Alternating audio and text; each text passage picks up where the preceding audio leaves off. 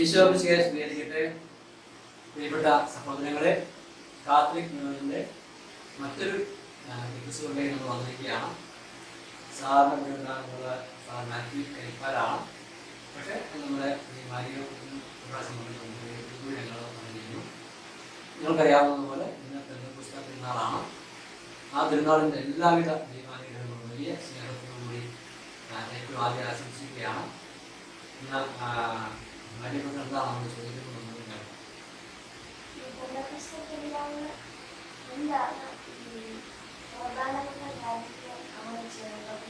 നമ്മൾ ശ്രദ്ധിക്കേണ്ട എന്താണ് അല്ലേ?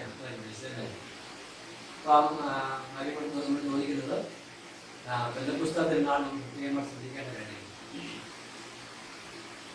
ധാരാളം കാര്യങ്ങളുണ്ട്.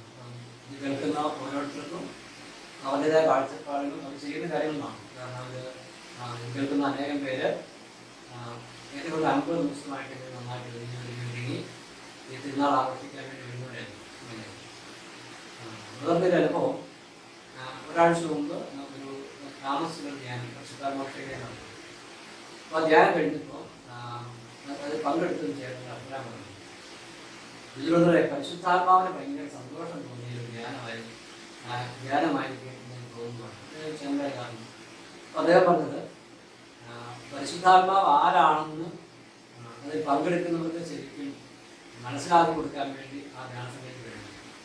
അപ്പോൾ അതുകൊണ്ട് പരിശുദ്ധാത്മ ഭയങ്കര സന്തോഷമായി കാണും. പരിശുദ്ധാത്മാവ് ആരാണെന്ന് മനസ്സിലാക്കാതെ പരിശുദ്ധാത്മാവിനെ സ്നേഹിക്കാനും അങ്ങനെ ഓരോരോ കാര്യങ്ങൾക്ക് ശ്രമിക്കുമ്പോൾ അങ്ങനെയല്ല, പരിശുദ്ധാത്മാവ് ആരാണെന്ന് അറിഞ്ഞ് സ്നേഹിക്കാൻ സാധിക്കുന്നത് ഒരു നല്ല കാര്യമാണെന്ന് പറഞ്ഞു. മലയാളം അറിയാവുന്ന അറിഞ്ഞുകൂടാ, നമ്മുടെ കത്തോലിക്കാ സഭയ്ക്ക് ഒരു മതബോധനം അറിയില്ല, CCC അല്ലേ? അതുപോലെ കുട്ടികൾക്ക് വേണ്ടിയാണ് യുക്തിയായിട്ട് യുക്തിയാറ്റിൻ്റെ ഒന്നാമത്തെ ചോദ്യത്തിൻ്റെ ഒന്നാമത്തെ ഉത്തരം ഈ ചോദ്യമാണ്, ദൈവം മനുഷ്യനെ സൃഷ്ടിച്ചതിന് വേണ്ടിയാണ്. ഉത്തരം പറയുന്നത് ദൈവത്തെ അറിഞ്ഞ് സ്നേഹിക്കും പറയുന്നു. അപ്പോൾ പരിശുദ്ധാത്മാവ് ദൈവമാണ്. പരിശുദ്ധാത്മാവിനെ നമ്മൾ അറിഞ്ഞ് സ്നേഹിക്കുകയാണ് നമ്മൾ ചെയ്യേണ്ടത്. എനിക്ക് തോന്നുന്ന ഈ പെന്തക്കോസ്ത് തിരുനാളിൽ നമ്മൾ ഏറ്റവും ശ്രദ്ധിക്കേണ്ട ഒരു കാര്യം പരിശുദ്ധാത്മാവിനെ അറിഞ്ഞ് സ്നേഹിക്കാൻ വേണ്ടി നമ്മൾ ശ്രമിക്കുക. അങ്ങനെ പരിശുദ്ധാത്മാവിന് സന്തോഷം കൊടുക്കുന്ന ഒരു ദിവസമായിട്ട് ഈ തിരുനാൾ മാറും. ഇപ്പം നമുക്കറിയാം, നമ്മുടെ ദൈവം പിതാവ് പരിശുദ്ധാത്മാവുമായ ത്രിത്വൈക ദൈവമാണ്. അപ്പം ഇത് കേൾക്കുന്ന എല്ലാവർക്കും നമുക്ക് എല്ലാവർക്കും തന്നെ അറിയാവുന്ന കാര്യമാണ്. നമ്മൾ പിതാവായ ദൈവത്തെ നമ്മൾ സ്നേഹിക്കും. എന്തിനാണ് നമ്മൾ പിതാവായ ദൈവത്തെ സ്നേഹിക്കുന്നത്? പിതാവായ ദൈവമാണ് നമ്മൾ സൃഷ്ടിച്ചത്. അവിടുന്ന് ദൈവമാണ്. മനുഷ്യൻ പാപം ചെയ്തപ്പോൾ ദൈവത്തിന്റെ ഏകജാതനെ ഈശോമിശിഹായെ നമുക്ക് വേണ്ടി പിതാവ് തന്നു. വിശുദ്ധ യോഹന്നാൻ 3:14 പറയുന്നുണ്ട്. പിന്നെ നമ്മൾ ഈശോയെ സ്നേഹിക്കുന്നു. നമ്മൾ ഈശോയെ സ്നേഹിക്കുന്നു. നമ്മൾ പാപം ചെയ്ത് കഴിഞ്ഞപ്പോൾ ഈശോ നമുക്ക് വേണ്ടി വന്ന് ഭൂമിയിൽ വന്ന് ദൃശ്യങ്ങളിൽ നമ്മളെ ഈശോ രക്ഷിച്ചു. അപ്പൊ അതുകൊണ്ട് ഈശോ ദൈവമാണ്. ആ കാരണങ്ങൾക്ക് നമ്മൾ ഈശോയെ സ്നേഹിക്കും. നമ്മൾ പരിശുദ്ധാത്മാവിനെ സ്നേഹിക്കുന്നത്. അപ്പൊ നമ്മള് പിതാവിനെ സ്നേഹിക്കാൻ കാരണമുണ്ട്, ഈശോയെ സ്നേഹിക്കാൻ കാരണമുണ്ട്. അപ്പോൾ സ്വാഭാവികമായ രീതിയിൽ പരിശുദ്ധാത്മാവിനെ സ്നേഹിക്കാൻ കാരണമാണ്. ആ കാരണം അറിഞ്ഞു കഴിയുമ്പോൾ നമുക്ക് ശരിക്കും പരിശുദ്ധാത്മാവിനെ സ്നേഹിക്കാൻ വേണ്ടി തോന്നും. അതേക്കുറിച്ച് ഇങ്ങനെ ധ്യാനിച്ചപ്പോൾ ഒന്നാമതായിട്ട് തോന്നിയൊരു കാര്യം, ഇപ്പൊ നമ്മള് പിതാവ് പുത്രൻ പരിശുദ്ധാത്മാവെന്ന് പറയുന്നത് കാരണം പലരും വിചാരിക്കുന്നത് പിതാവ് ഏറ്റവും വലിയ ആള്, ഈശോ അതിനേക്കാൾ താഴ്ന്ന ആള്, പരിശുദ്ധാത്മാവ് ഏറ്റവും താഴ്ന്ന ആള്. അപ്പൊ അതുകൊണ്ട് അനേകം പേരുടെ മനസ്സിൽ പിതാവിനേക്കാളും പുത്രനേക്കാളും പരിശുദ്ധാത്മാവ് താഴ്ന്ന ആളാണ്, പിതാവിന്റെ പുത്രന്റെ അത്ര ശക്തിയൊന്നും ഇല്ലാതെ ചിന്തയുണ്ട്. അപ്പൊ അത് ആ ഒരു ധാരണ ആദ്യം മാറ്റിക്കളയാം. നമുക്ക് രണ്ട് കാണുന്നുണ്ട്. ഇടത് കണ്ണാണ് അവരുടെ രണ്ട് പ്രധാനപ്പെട്ട കാണുന്നത്. എന്ന് പറഞ്ഞവരെയാണ് പിതാവാണോ പുത്രനാണോ പരിശുദ്ധാത്മാവാണോ വലിയാണെന്ന് ചോദിച്ചു കഴിഞ്ഞാൽ പറയുന്നത് എല്ലാം ഒരുപോലെയാണ്. എല്ലാവരും ഒരുപോലെ പ്രധാനപ്പെട്ടവരാണ്.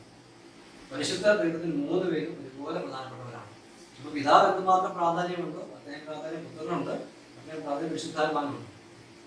പിന്നെ പിതാവും പുത്രനും നമുക്കറിയാം ഓരോ പേഴ്സണാണ്. എന്ന് പറഞ്ഞാൽ പരിശുദ്ധാത്മാവ് ഒരു പേഴ്സണാണ്. സുവിശേഷത്തിൽ ഈശോ പറയുന്നത് അവൻ വന്നു കഴിയുമ്പോൾ നമ്മൾ ഒരു പേഴ്സണെ കുറിച്ചല്ല അവൻ എന്ന് പറയുന്നത്. പരിശുദ്ധാത്മാവ് ഒരു വ്യക്തിയാണ്. ആ വ്യക്തി പിതാവിന്റെയും പുത്രന്റെയും അത്രമാത്രം ശക്തിയുള്ള വലിയവനായ ദൈവത്തിൻ്റെ വ്യക്തിയാണ്. ഒരു ഈ വ്യക്തിയുടെ പ്രത്യേകത എന്താ പറയുക, വ്യക്തിയെ നമുക്ക് വേണമെങ്കിൽ സന്തോഷിപ്പിക്കാൻ പറ്റും, ദുഃഖിപ്പിക്കാനും പറ്റും. അപ്പൊ നമ്മള് ഒരു വ്യക്തി എപ്പോഴാണ് സന്തോഷിക്കുന്നത്? ആ വ്യക്തിക്ക് ഇഷ്ടമുള്ള കാര്യങ്ങൾ ചെയ്യുമ്പോൾ വ്യക്തി സന്തോഷിക്കും, ആ വ്യക്തി ഇഷ്ടമില്ലാത്ത കാര്യം ചെയ്യുമ്പോൾ വ്യക്തി വേദനിക്കും. അങ്ങനെ വരുമ്പോൾ പരിശുദ്ധാത്മാവിന് നമുക്ക് ഇഷ്ടമില്ലാത്ത കാര്യം നമ്മൾ ചെയ്യുമ്പോൾ പരിശുദ്ധാത്മാവിന് നമ്മൾ വേദന കൊടുക്കും. പരിശുദ്ധാത്മാവിനെ എന്ത് സ്നേഹിക്കണം എന്ന് കഴിയുമ്പോൾ ഒന്നാമത്തെ കാര്യം പരിശുദ്ധാത്മാവ് പിതാവിനെയും പുത്രനെയും പോലെ തന്നെ ദൈവമായിരിക്കുന്നു എന്നുള്ളത് സ്നേഹിക്കണം. രണ്ടാമത്തെ കാര്യം 1 കൊരിന്ത്യർ 12-3 വചനത്തിൽ അവിടെ പൗലോസ് പറയുകയാണ്, ആകയാൽ പരിശുദ്ധാത്മാവിനെ കൂടാതെ യേശു കർത്താവാണ് എന്ന് ഏറ്റു പറയുക സാധ്യമല്ല. നമ്മൾ ക്രിസ്ത്യാനികൾ നമ്മൾ വിശ്വസിക്കുന്നത്, നമ്മൾ രക്ഷ പ്രാപിക്കുന്നത്, സ്വർഗത്തിൽ പോകുന്നത് ഈശോയാണ് കർത്താവ് രക്ഷകൻ എന്ന് നമ്മൾ വിശ്വസിച്ച് പറയുമ്പോഴാണ്. പക്ഷെ ഇവിടെ പൗലോസ് പറയുകയാണ്, അങ്ങനെ വിശ്വസിച്ച് ഏറ്റു പറയാൻ സഹായിക്കുന്നവരാണ് പരിശുദ്ധാത്മാവാണ്. പരിശുദ്ധാത്മാവ് മുഖേന അല്ലാതെ, അതായത് നമുക്ക് രക്ഷ നൽകുന്ന ഈശോയെ നമുക്ക് ഏറ്റു പറയുവാൻ, സ്നേഹിക്കുവാൻ പരിശുദ്ധാത്മാവിനെ കൂടാതെ സാധ്യമല്ല എന്ന് പറയുന്നത്. പരിശുദ്ധാത്മാവിലേക്ക് എന്ത് സംഭവിക്കും? പരിശുദ്ധാത്മാവിലേക്ക് നമുക്ക് സ്നേഹിക്കാൻ പറ്റത്തില്ല, ഈശോ സ്നേഹിക്കാൻ പറ്റത്തില്ല, നമുക്ക് രക്ഷപ്പെടാൻ പറ്റത്തില്ല. അപ്പൊ രക്ഷിക്കുന്നത് ഈശോയാണെന്നുണ്ടെങ്കിലും ആ രക്ഷ നമ്മളിലേക്ക് പാസ് ചെയ്യുന്നത്, നമ്മളിലേക്ക് എത്തിച്ചേരുന്നവരാണ് പരിശുദ്ധാത്മാവാണ്. നമ്മൾ പരിശുദ്ധാത്മാവിനെ കൂടാതെ നമുക്ക്, ഈശോയെ കൂടാതെ നമുക്ക് രക്ഷപ്പെടാൻ പറ്റത്തില്ല. കാരണം ഈശോയെ നമ്മൾ രക്ഷിച്ചത്. അതുപോലെ തന്നെ ഈശോ കൊണ്ടുവന്ന രക്ഷ നമുക്ക് അനുഭവിക്കണം എന്നുണ്ടെങ്കിൽ അത് പരിശുദ്ധാത്മാവിനെ കൂടാതെ സാധ്യമല്ല. അപ്പൊ അതുകൊണ്ട് നമ്മളിങ്ങനെ ഇവിടെ പറയാൻ പറ്റും, ഈശോയാണ് ഏക രക്ഷകൻ, പരിശുദ്ധാത്മാവാണ് ഏക സഹായകൻ എന്ന് പറയാൻ പറ്റും. പരിശുദ്ധാത്മാവിനെ നമ്മൾ സ്നേഹിക്കുന്നത് ഏറ്റവും വലിയ കാര്യം ഇത് തന്നെയാണ്. അപ്പൊ ഈശോയെ നമ്മൾ സ്നേഹിക്കുന്നതുകൊണ്ടാണ് നമ്മളിലേക്ക് വിശുദ്ധി വരുന്നത്, വരങ്ങൾ വരുന്നത്, എല്ലാ അനുഗ്രഹങ്ങളും നമ്മളിലേക്ക് വരുന്നത് ഈശോയിൽ കൂടിയാണ്. പക്ഷെ അത് ഈശോയിൽ നമ്മളിലേക്ക് എത്തിക്കുന്നത് പരിശുദ്ധാത്മാവാണ്. ആ കാരണങ്ങൾ കൊണ്ടാണ് ഏറ്റവും അധികം പരിശുദ്ധാത്മാവിനെ സ്നേഹിക്കുന്നത്. പിന്നെ പരിശുദ്ധാത്മാവിനെ കുറിച്ച് വിശുദ്ധ ബൈബിളിൽ പറഞ്ഞു തരുന്ന പ്രധാനപ്പെട്ട കാര്യം സഭയെ പഠിപ്പിക്കുന്നുണ്ട്. നമ്മൾ മാമോദീസ സ്വീകരിച്ചു കഴിഞ്ഞാൽ നമ്മൾ മാരകഭാവത്തിൽ വീണ് പോയാൽ പോലും പരിശുദ്ധാത്മാവ് നമ്മൾ വിട്ടുപോകുന്നില്ല. നമ്മൾ പരിശുദ്ധാത്മാവ് ഉണ്ടായിരിക്കും, പക്ഷെ പരിശുദ്ധാത്മാവിന്റെ ആ കൃപയെ നമുക്ക് അനുഭവിക്കാൻ പറ്റുന്നില്ല. ഓർമ്മ വയ്ക്കുക, നമ്മൾ എന്തെല്ലാം പാപങ്ങൾ ചെയ്യുമ്പോഴും ആ പാപമെല്ലാം നമ്മൾ ചെയ്യുമ്പോൾ നമ്മുടെ അകത്ത് ഈ പാപത്തിന്റെ ഈ വേദനയെല്ലാം സഹിച്ച് പരിശുദ്ധാത്മാവ് നമ്മൾ കൂടെ കഴിയുകയാണ്. എത്രയോ വലിയൊരു കരുണയാണ് പരിശുദ്ധാത്മാവ് കാണിക്കുന്നത്. ഓർത്ത് നോക്കിയാൽ നമ്മുടെ വീട്ടില് ഒരാളെ നമ്മൾ എപ്പോഴും ഇങ്ങനെ ദ്രോഹിച്ച് നമ്മൾ ഒട്ടും സ്നേഹിക്കുന്നില്ല, എപ്പോഴും നമ്മൾ ദ്രോഹിച്ചുകൊണ്ടിരിക്കുക. നമുക്ക് അയാളോട് ഭയങ്കര ഒരു വിഷമം തോന്നുന്നില്ലേ? വേണമെങ്കിൽ നമ്മൾ അവിടെ മാറി നിൽക്കാൻ ശ്രമിക്കും. പക്ഷെ പരിശുദ്ധാത്മാവ് നമ്മൾ തന്നെ മാറി നിൽക്കാൻ ശ്രമിക്കാതെ നമ്മളിങ്ങനെ ഈ തെറ്റെല്ലാം ചെയ്തിട്ട് നമ്മളെ ഇങ്ങനെ സ്നേഹിച്ചുകൊണ്ട് കരുണ കാണിച്ചുകൊണ്ട് കൂടെ നിൽക്കുകയാണ്. ഇതിനു വേണ്ടിയാണ് എപ്പോഴെങ്കിലും നമ്മൾ പരിശുദ്ധാത്മാവിന്റെ സഹായത്താൽ രക്ഷപ്പെട്ട് നമ്മൾ സ്വർഗത്തിൽ പോകാൻ വേണ്ടി ആഗ്രഹിച്ചു പരിശുദ്ധാത്മാവ് നമ്മളിങ്ങനെ സ്നേഹിച്ചുകൊണ്ട് നിൽക്കുകയാണ്. അപ്പൊ ഇങ്ങനെ പരിശുദ്ധാത്മാവിനെ സ്നേഹിക്കാൻ വേണ്ടി ധാരാളം കാര്യങ്ങളുണ്ട്. ഇപ്പൊ എനിക്ക് തോന്നുന്നത് മോൻ ചോദിച്ചല്ലോ, ഈ പെന്തക്കോസ്തിൽ നമ്മൾ ഏറ്റവും ശ്രദ്ധിക്കേണ്ട കാര്യം, പലപ്പോഴും ആളുകൾ പരിശുദ്ധാത്മാവ് വിളിക്കുന്നത് പരിശുദ്ധാത്മാവ് എനിക്ക് വിശുദ്ധി വേണം, പരിശുദ്ധാത്മാവ് എനിക്ക് വരങ്ങൾ വേണം, പരിശുദ്ധാത്മാവ് എനിക്ക് ദാനങ്ങൾ വേണം. അങ്ങനെ നമുക്ക് എന്തെങ്കിലുമൊക്കെ കാര്യങ്ങൾ സാധിച്ചു തരുന്ന ഒരാളെ പോലെ പലപ്പോഴും ഈ ദൈവത്തെ നമ്മൾ കാണുന്നത്. അപ്പൊ അതിനകത്തൊരു പരിശുദ്ധാത്മാവ് ദൈവമായിരിക്കെ, ഇതുപോലെ സ്നേഹയോഗ്യനായിരിക്കെ നമ്മളോട് സ്നേഹിക്കാൻ നിങ്ങൾ കാര്യങ്ങൾ ചോദിച്ചുകൊണ്ടിരിക്കുന്നത് നല്ല കാര്യമല്ല. അപ്പം എനിക്ക് തോന്നുന്നത് ഈ ക്ലാസ് കേട്ടുകൊണ്ടിരിക്കുന്നവരിൽ ആരെങ്കിലും ഇപ്പോഴും പരിശുദ്ധാത്മാവിനെ പിതാവിനെ പുത്രനെയും പോലെ സ്നേഹിക്കാതെ, അങ്ങനെ സ്നേഹിക്കണമെന്ന് പോലും ശ്രദ്ധിക്കാതെ എന്തെങ്കിലും കാര്യസാധ്യങ്ങൾക്ക് വേണ്ടി മാത്രം അവിടുത്തോട് കോൺട്രാക്ട് ചെയ്യുന്നവരാണെങ്കിൽ എത്ര പെട്ടെന്ന് ആ കാര്യങ്ങളിലെല്ലാം ഉയർന്ന് പരിശുദ്ധാത്മാവിനെ ആഴത്തിൽ സ്നേഹിക്കണം. അതായത് നമ്മുടെ ജീവിതത്തിൽ ഏറ്റവും സ്നേഹിക്കുന്ന വ്യക്തിയേക്കാൾ കൂടുതൽ പോലും പരിശുദ്ധാത്മാവിനെ സ്നേഹിക്കാൻ വേണ്ടിയുള്ള ഒരു തയ്യാറെടുപ്പാണ്.